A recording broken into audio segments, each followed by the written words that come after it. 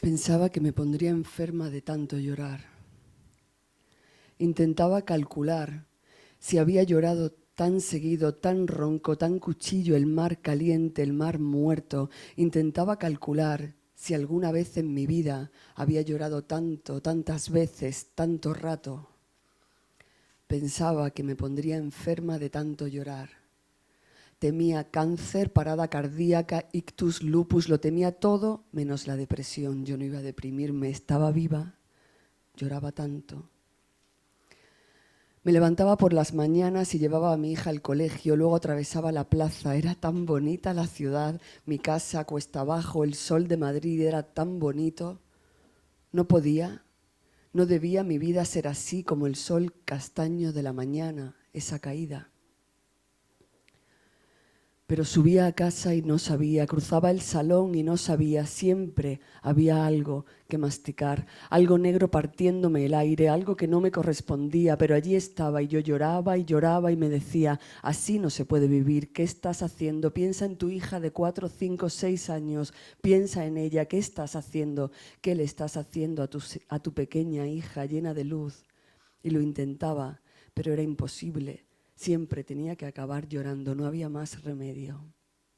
Lloraba por las noches hincada en una esquina de la cama y él mientras tirado en el sofá. Lloraba mientras tendía la ropa y él fumaba en la oficina. Lloraba frente al ordenador y a veces él venía a abrazarme y no me dejaba moverme y me decía, para ya de llorar, joder, que no lo aguanto más. Lloraba frente a él y me salía una voz catacumba, como si alguien me estuviera apretando la garganta, como si me hubieran hecho una traqueotomía. Lloraba a las 3 de la madrugada, cuando debía estar durmiendo y descansando, pero lloraba y me tumbaba en la cama de mi hija, a veces junto a ella y a veces ella estaba en casa de su padre y yo lloraba porque sabía que todo aquello era intolerable y sin embargo él no se iba y sin embargo yo no era capaz de echarlo de allí, de mi casa, de su propia casa, de la casa de mi pequeña hija y yo sabía, pero lloraba y lloraba. Lloraba hablando con mi amiga cada día por teléfono, lloraba con el móvil entre las manos, me recorría una culebra, una macabrada, lloraba y pensaba, si la gente a la que quiero me viera llorar tanto, si supieran que lloro tanto, alguien vendría a buscarme, alguien me reñiría. Yo lloraba y él me gritaba, estás tarada, eres una inmadura, eres injusta, para ya de llorar, es que no sabes hacer otra cosa. Tienes 38 años y eres una inmadura, no te voy a mirar a la cara, me decía, no te pienso mirar. Y yo lloraba y no me iba. Pero a veces sí me iba. Salía de mi casa donde no podía respirar, donde me habían hecho una traqueotomía y daba vueltas y lloraba en las esquinas de piedra del barrio de los Austrias. Me sentaba en los escalones, mis gafas de sol estaban siempre llenas de salpicones, de puntitos de llanto. Yo lloraba y él no se iba de casa. Él esperaba y me escribía y me escribía y me escribía y me llamaba y me llamaba y me llamaba sin parar. Luego, cuando pasaban las horas, yo regresaba. A veces, cuando volvía, él tenía cara de cordero degollado. A veces pedía perdón, pero al final ya ni siquiera. A veces venía a abrazarme y no me dejaba moverme. A veces quería follarme para que todo acabara y me decía, ya está bien de una puta vez, ya está bien, como si todo aquello fuese cosa mía y yo lloraba. Él me decía, no me grites, y yo contestaba, estoy llorando, si casi no puedo hablar. Él me decía, no me grites, y yo contestaba, estoy susurrando, si casi no puedo respirar.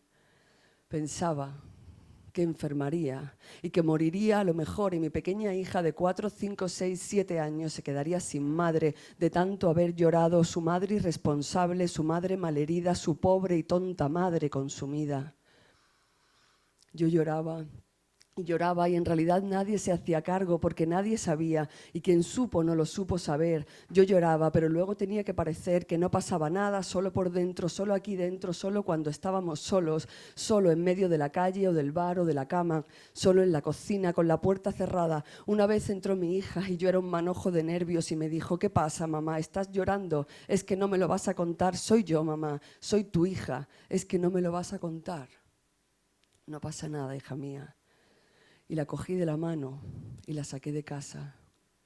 Eso ocurrió una vez, 2, 3 veces. Han pasado los tornados sobre mí. Han bailado las esferas, he digerido la agonía. Han pasado los tornados y he seguido con mi vida, ¿no lo veis? Mi vida, llena de cosas y de planes y de amigos y de números rojos y de la parca filosofía de la supervivencia. He escrito algunos libros, he puesto los pies en polvorosa y todavía estoy en esta casa de la luz por las mañanas y todavía los pasillos y la esquina de la cama donde me hinqué a llorar y esa figura enorme, enorme, enorme en el salón tan chico. Nadie fue a defender a mi hermana de lo suyo, nadie encendió la hoguera para quemarlos vivos, nadie afiló las dagas, nadie dio el grito de guerra tan necesario. ¿Dónde estaba mi padre con su armadura? ¿Dónde estaba el guerrero? Nadie fue. Igual que nadie vendrá a este reino, ningún ejército después del llanto.